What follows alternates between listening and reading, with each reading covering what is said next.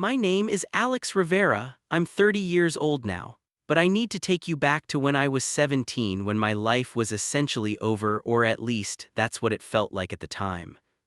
I was a good student, not exceptional but good. I worked hard, I had a 3.8 GPA, I was on the soccer team, I volunteered at the community center teaching kids, I had been accepted to Stanford with a full scholarship. My future was mapped out, my parents were proud, I was proud, everything was exactly where it should be. Then I met Mrs. Patterson. She was the English teacher everyone wanted, AP Literature, the class that actually made books interesting. She had this way of making you feel like your thoughts mattered, like literature was a conversation between you and the author and her, and no opinion was stupid as long as you could defend it. She was maybe 50 years old, professional but warm, married with kids. She seemed like the kind of teacher who actually cared. I took her class senior year. I loved it, absolutely loved it. We read everything: Toni Morrison, Gabriel Garcia Marquez, Virginia Woolf. She'd ask questions that made you think differently about the world. She challenged me, she made me a better thinker. And then she made me her target. It started innocently enough. After class one day, she asked if I could stay a few minutes. She said she wanted to discuss my essay on Beloved. She said it was brilliant and mature for my age. She said I had a real gift for understanding complex emotional narratives. I remember feeling proud. I remember thinking, this is what good mentorship looks like. She asked if I wanted to help her organize her classroom library. She said she needed someone with an eye for literature to help categorize books. I said yes. What teenager would say no to a teacher they admired asking for their help? We stayed after school. It was just the two of us. I organized books. She brought me coffee. We talked about books, about college, about life. It felt normal. It felt like she was invested in me as a person and a student. Then things changed. She started touching my shoulder during conversations, just casual touches, nothing that would raise a flag in isolation, but the frequency increased. She'd stand closer to me than necessary. She'd make comments about how mature I was, how different from other students. She'd say things like, "You have such an old soul. Most people your age would never understand Wolf the way you do." And then one day, while we were organizing books, she put her hand on my leg. I froze. I remember the exact feeling, this moment where my brain couldn't quite process what was happening. This was my teacher. This was an adult I trusted. This was someone in a position of power over me, and she was touching me in a way that wasn't appropriate. I pulled away. I said something like, I think I should go home, it's getting late." She pulled her hand back quickly and said, "I'm sorry, I didn't mean." I got caught up in the moment. We have such a good connection, don't you think? I didn't know what to say. I was 17, I was confused. I didn't have the framework to understand that what was happening was grooming. I didn't realize she was testing me, seeing how far she could push. I left. I didn't go back to help her organize books. For 2 weeks, nothing happened. She treated me normally in class. Maybe I imagined it, I thought. Maybe I overreacted. Then she asked me to stay after class again. She said she wanted to talk about my college essays. She said Stanford was lucky to have me. She said she wanted to make sure I was prepared for the level of writing expected. I went. I shouldn't have, but I went. She had printed out one of my essays. We sat at her desk very close. She pointed out things she liked about my writing, and then her hand was on my thigh again, this time higher, this time more deliberate. I stood up immediately. I said, "I need to go." She said, "Alex, wait, I think you're misinterpreting what's happening here. I'm trying to help you. I see something special in you. I see someone who understands me. Don't you feel that connection?" I didn't say anything. I just grabbed my backpack and left. That night, I didn't sleep. I was confused and scared and ashamed. I didn't tell anyone, not my parents, not my friends. I was 17 and somehow I had internalized the shame. I thought maybe I had done something to encourage this. Maybe I had been too friendly. Maybe I had misread her intentions. I started avoiding her class. I sat in the back. I stopped volunteering to answer questions. I became invisible. 3 weeks later, I got called to the principal's office. I remember walking down the hallway and thinking about how cold school hallways are, how institutional, how the fluorescent lights make everything look slightly sick. I remember my hands shaking as I knocked on the principal's door. Mrs. Patterson was sitting in the office. The principal, Mr. Harrison, looked uncomfortable. He said, "Alex, please sit down. Mrs. Patterson has made a serious allegation. She's accused you of sexual harassment." She says you've been making inappropriate comments to her and engaging in unwanted physical contact. I literally laughed. I thought it was a joke. I thought there was some kind of misunderstanding. Then I saw Mrs. Patterson's face. She was looking at me with this expression of sad disappointment, like I was the one who had betrayed her.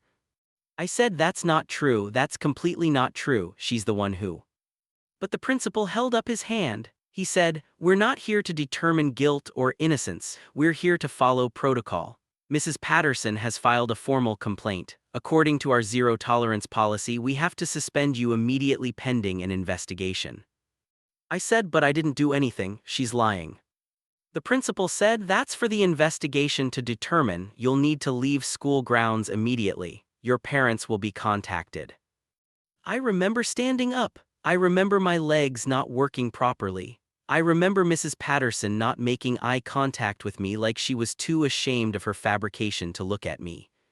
What I didn't understand then but understand now is that she had already won.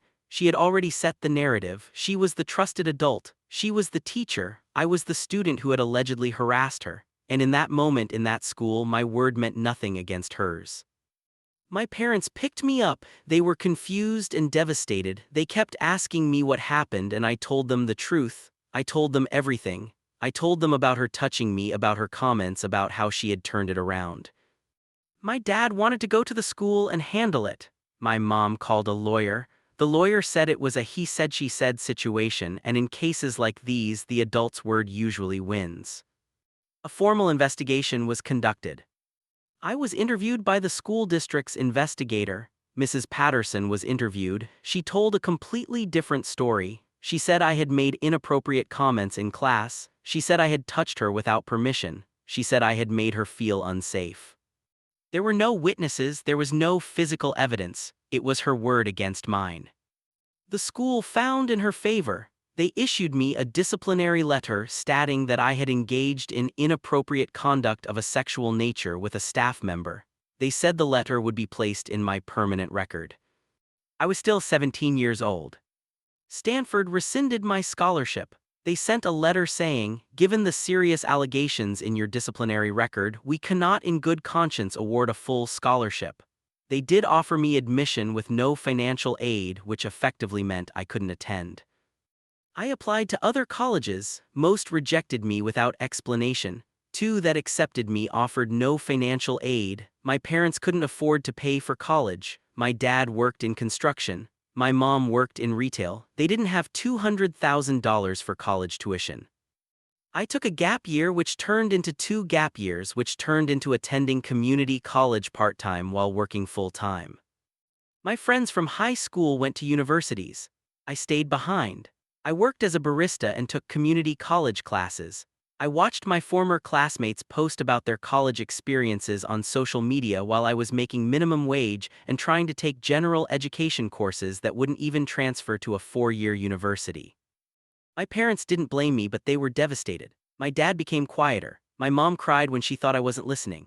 My little sister, who was in middle school at the time, heard kids at school talking about me. She heard them calling me a sexual predator. She came home crying and asked me if I had done those things. I had to tell my 12-year-old sister that her brother was being accused of something he didn't do. For 7 years, I carried that shame. I didn't date anyone seriously because I was terrified that any relationship would be perceived as me predating on someone. I didn't go to parties because I was afraid of what people would think. I isolated myself. I became someone smaller and quieter and less alive because I was carrying a weight that didn't belong to me. And Mrs. Patterson, she got promoted to department head. She continued teaching. She continued mentoring students. She continued being the favorite teacher. Every year, students would gush about her in the yearbook. Every year, she'd be nominated for Teacher of the Year. I would see her occasionally. She lived in my neighborhood. I'd see her at the grocery store or the coffee shop, and she'd pretend not to see me. Once, she made eye contact with me in a parking lot, and there was this moment, just a microsecond, where I saw something in her face. Not guilt, something else, something that looked like satisfaction. Then in 2017, I got a message on Instagram. It was from someone named Sarah. She went to my high school, but she was 2 years younger than me. She said, "I think Mrs. Patterson did something to you too." I stared at that message for a long time. I didn't respond immediately. I was scared. I was scared of opening old wounds, I was scared of being disbelieved again. But I responded. Sarah and I met at a coffee shop. She told me her story. She said Mrs. Patterson had groomed her sophomore year. She said Mrs. Patterson had touched her inappropriately. She said when Sarah started avoiding her, Mrs. Patterson had accused her of harassment. Sarah had also been suspended. Sarah had also been found in violation of the school's sexual harassment policy. Sarah had also had her future altered by this lie. But Sarah had done something I hadn't done. She had documented everything. She had kept notes about every interaction. She had screenshots of emails. She had written down dates and times and what was said. She said, I found out 3 months ago that another girl was looking for information about Mrs. Patterson online. I started searching and found your name. I found the accusation against you. We started investigating together. We reached out to everyone we could find who had been in Mrs. Patterson's classes or had worked with her, and slowly we found them. There was Marcus, who had taken AP Lit senior year 3 years before me. He had been accused of making inappropriate advances. His full scholarship to UCLA had been rescinded. He was working construction with my dad.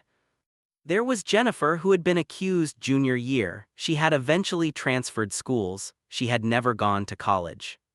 There was David, who had been accused of sexual commentary after he started avoiding Mrs. Patterson's attention. He had been so traumatized by the accusation that he'd attempted suicide.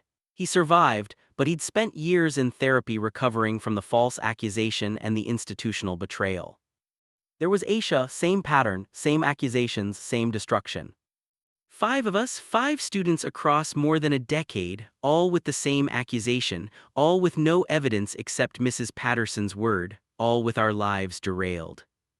When we all got on a Zoom call together for the first time, nobody knew what to say. We were strangers connected by the same predator. We were all different ages, different backgrounds, different schools, but we all knew exactly what the others had experienced. One of us, Jennifer, said, we have to do something. And we decided to go public. I contacted a journalist named Karen Lopez who specialized in education and institutional failure. I sent her everything: the disciplinary letters, my college rejection emails, documentation of my employment history, my testimony, and the testimonies of the other 4 victims. Karen took the story. She spent 6 weeks investigating. She interviewed all 5 of us. She contacted the school district. She obtained copies of our disciplinary files. She tried to reach Mrs. Patterson, who refused to comment. She published the story on a Friday. The headline was, The Beloved Teacher Who Destroyed 5 Lives, How One Educator Used False ACCUSATIONS to Control and Harm STUDNTS. The article was brutal in its documentation. It showed the pattern. It showed the progression. It showed how Mrs. Patterson had systematically accused students of harassment after they rejected her advances. It showed how the school had investigated half-heartedly and always sided with the teacher.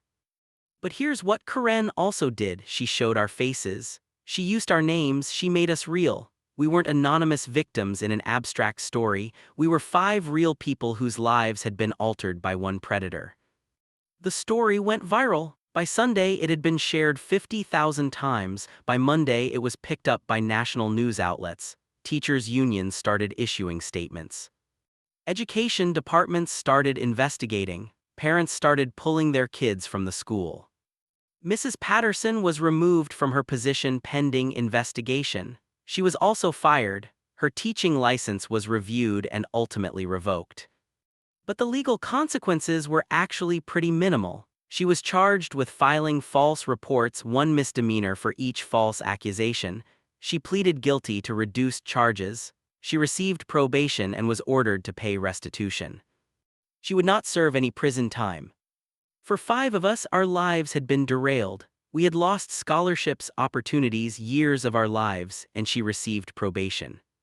But something else happened that I didn't expect. The school district had to deal with the fallout. Parents were furious. The district conducted an audit of all of Mrs. Patterson's previous accusations over the past 15 years. They found evidence that she had accused at least 12 students of harassment or assault. 12, not 5, 12. 9 of those students had not come forward. 9 of those accusations had been buried, 9 students had lived with shame that wasn't theirs to carry. The district issued a formal apology to all students she had accused. They revoked all the disciplinary letters. They agreed to a settlement with all identified victims. I received a settlement of $180,000. It wasn't enough to pay back the 7 years I'd lost. It wasn't enough to give me back my scholarship to Stanford or the life I should have had. But it was money, and more importantly, it was institutional acknowledgement that I had been wronged. My college rejection letters were expunged from my record. I was able to enroll in a state university and graduate with a degree in education. I finished in 3 years by doubling up on classes and accelerating my coursework. But the most important thing that happened was that the story sparked change. The school district implemented new protocols for handling harassment allegations. They required that all accusations be documented in writing. They required corroboration before suspending students. They created an independent investigation committee instead of allowing school administrators to determine guilt. 3 years after our story was published, the state legislature passed what became known as the Student Protections Act. It required that allegations of sexual harassment against minors be investigated with the same rigor as criminal investigations. It required documentation. It required corroboration. It required due process. It required that the accused, even students, have the right to face their accusers and present evidence. Some of the other victims went on to finish their education. Marcus graduated from UCLA after all. He took the long route through community college just like I did, but he got there. Jennifer is now a high school counselor, helping other students navigate academic and institutional trauma. David is in graduate school studying psychology. Aisha started a nonprofit dedicated to helping false accusation survivors. And I became a teacher. I teach high school English. I teach at a different school in a different district, but I teach. And every single day I remember what it feels like to have your life derailed by someone in a position of authority. Every single day I'm conscious of the power I have over my students. Every single day I make sure that my door is open, that I'm professional, that I never give anyone, not even for 1 second, the impression that I would ever abuse my position. Mrs. Patterson never served time in prison, but she lost everything: her career, her reputation, her license, her ability to teach, her community. Everything that defined her professional identity was taken away. Some people might say that's not justice. Some people might say she should have gone to prison. And maybe they're right. Maybe there should be stronger consequences for predators who weaponize the system to harm students. But I'll tell you what happened instead. She became invisible. She became the person that nobody wanted to hire. She became the cautionary tale that teachers talk about in professional development. She became the example of what happens when you abuse your power. And the 5 of us, we became the voices that changed how the system works. When I was 17 years old, I thought my life was over. I thought I would never recover from the shame of a false accusation. I thought the system would never believe me because I was just a student and she was just a teacher. But I did recover. And eventually, I became the person who made sure that other students wouldn't have to experience what I experienced. That's not traditional revenge. I didn't destroy her life out of malice, but I did expose her. I did tell the truth loudly enough that people had to listen. I did become the catalyst for systemic change. In that's the kind of justice that actually matters. Because the most dangerous part of abuse isn't the abuse itself, it's the silence that follows. It's the shame that victims carry. It's the way institutions protect the abuser instead of the abused. Breaking that silence, that's everything. That's what the 5 of us did. We broke the silence and everything changed.